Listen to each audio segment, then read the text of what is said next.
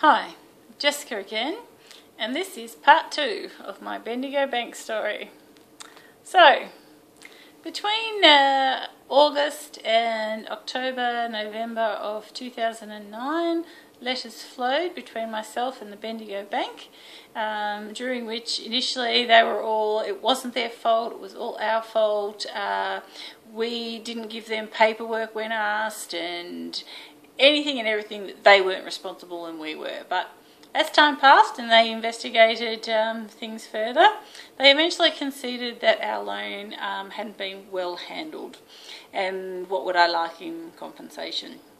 And during a meeting with Ashton Capp, who was the regional business manager or banking manager, and Moira MacDonald, they offered us the princely sum of $15,000 for everything they had done to us, everything they had tried to do to us, and everything they had put us through. And I politely declined. So then there was a final meeting in December of 2009, again with Ashton Capp and Moira MacDonald. At this meeting, the $15,000, although it was still on offer, it was now suddenly not for everything that happened to us, but was just for the delay that had been caused at Easter. Because they'd now decided that, in actual fact, there was no delay. The bank had always, in actual fact, been working towards the date of the 13th of June.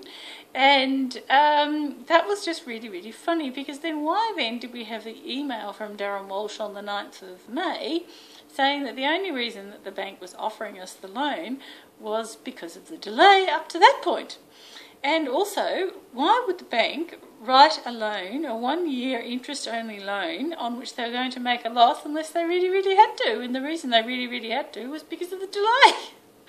So that was just, I just thought, oh, that's slippery. Anyway, so, and Mr. Ashton Capp did tell me that the bank accepted responsibility but not liability, so that's a nice little legal out for them. And he also kindly pointed out to me that legal action was expensive. Anyway, I said that I would explore what other avenues were open to me. And at this time I did get sort of a bit sick and a bit tired, but really I tried to find out who regulates banks in Australia, and really I don't know. Now, there is an organisation called APRA, which is the Australian Prudential Regulatory Authority, but I really don't know what they do. And there is ASIC, of course, which has some regulation of company responsibility. And I wrote to them, and that was actually quite funny, because it was as if my letter went to 2 different sections of ASIC. So I got 2 responses, and one of them said to me basically that there were 1.3 million companies in Australia, and really they didn't have time for my pathetic little problems. And the other one suggested to me that if I really thought that a fraud had taken place, I should go to the federal police. I think they even gave me the phone number. It's just, what?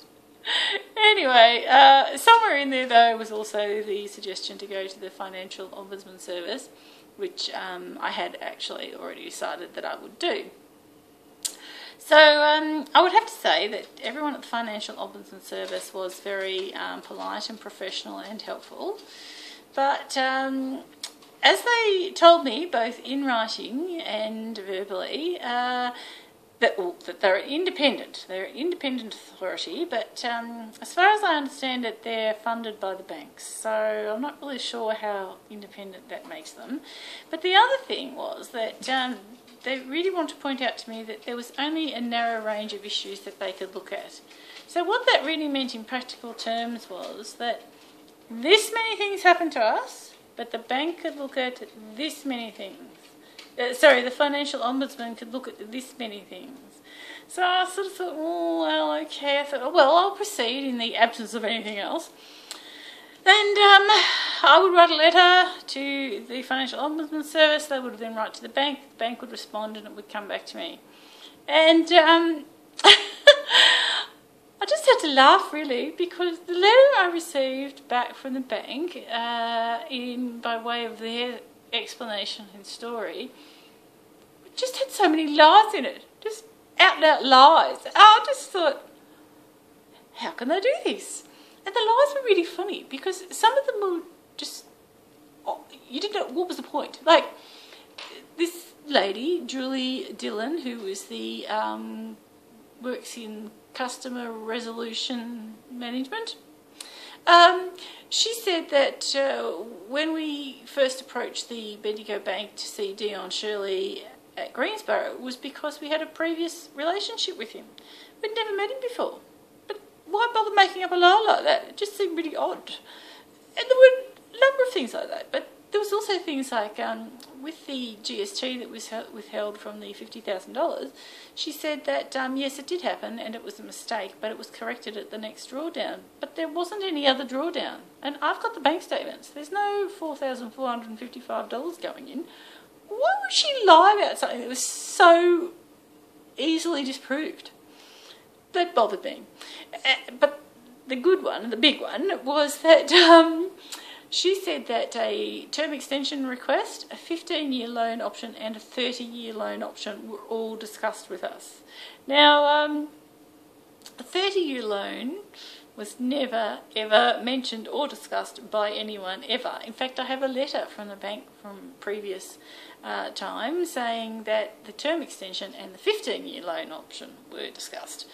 In actual fact, only the term extension was discussed and accepted, and a 15-year option was just posted to us in the mail, never discussed with anyone.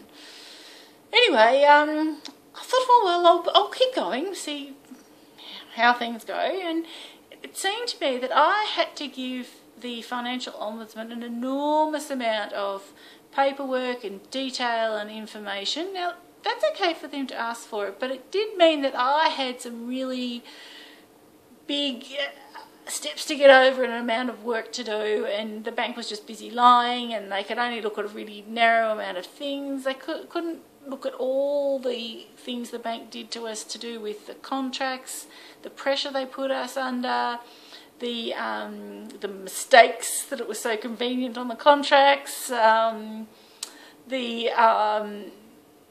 withholding of the GST, and the cancellation of the term extension contract when it had been signed and returned to the bank. All these issues couldn't be considered. So in the end I just thought, you know, I don't not really think that this is the right arena for this, and I spoke to the Financial Ombudsman about this, and I said, you know, I'm really concerned about all the lies.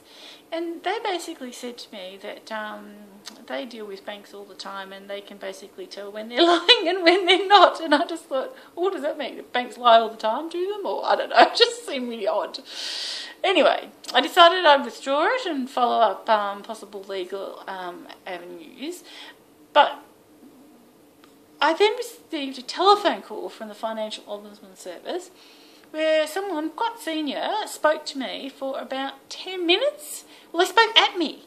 So this person just talked and talked and talked about how they could help us. They were more than willing to. If at any time I changed my mind, I could bring it back on. They were always there, and they could do this and that and the other thing. But they just talked at me for 10 minutes.